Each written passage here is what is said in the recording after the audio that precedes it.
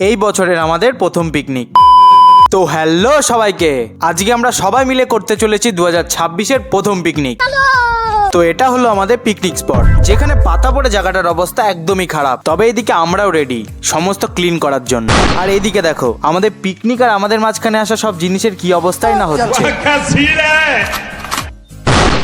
তো তারপর সবাই অল্প অল্প করে সব পরিষ্কার করে নিয়ে শুরু করে দিলাম আমাদের উনুন কাটতে। তো তারপরে সবাই একটু একটু করে হাত লাগাতে আমাদের উনুন রেডি হয়ে গেল। আর এদিকে আমাদের পিকনিক স্পটটাও পরিষ্কার করা হয়ে গেল।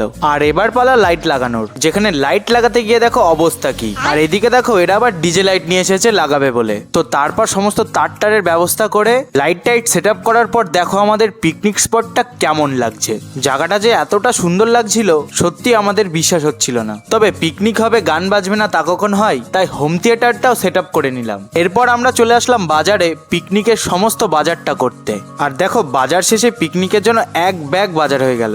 বাজার থেকে ফেরার পর আমরা চলে গেলাম খড়ি খুঁজতে, যেখানে দেখো কত অন্ধকার।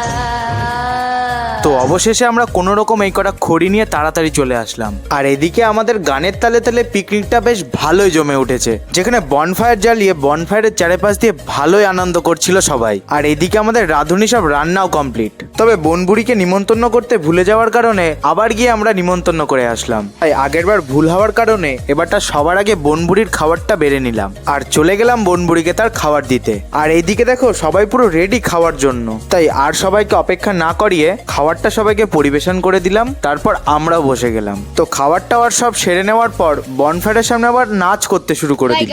তো আমাদের পিকনিকটা এখানেই কমপ্লিট হলো। আমাদের পিকনিকের এই ভিডিওটা তোমাদের কেমন লাগলো আমাকে কমেন্টে অবশ্যই জানিও।